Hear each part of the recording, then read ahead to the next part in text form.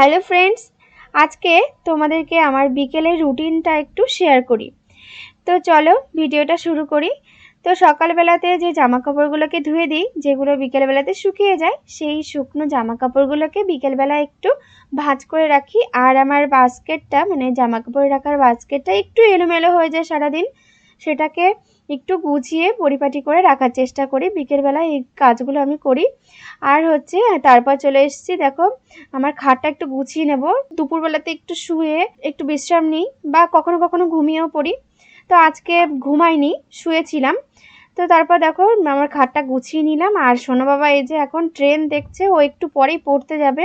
আর ও কিন্তু ঘুমায়নি, ও ওর ঠাম্মার সঙ্গে খেলা করছিল।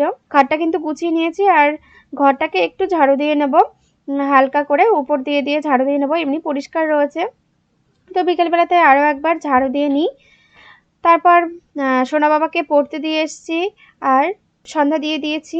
এখন বাবা বাজার করে নিয়ে এসছে, আজকে হাটবার ছিল। বাবা যে বাজার করে নিয়ে এসেছে, যে সবজিগুলোকে রয়েছে সেগুলোকে এখন ফ্রিজে রাখবো। আর যেগুলোকে বাইরে রাখার সেগুলোকে একটু ঝুড়িতে গুছিয়ে তারপর রেখে দিয়েছি।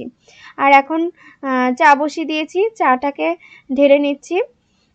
চাটা করবার পর তারপর কিন্তু রাতের রান্না বান্নাটা আর কি করে নিচ্ছি। তো ভাত বসিয়েছি, দেখো ভাতটা কিন্তু আমার হয়ে গেছে প্রায়। ভাতটাকে নামাবো।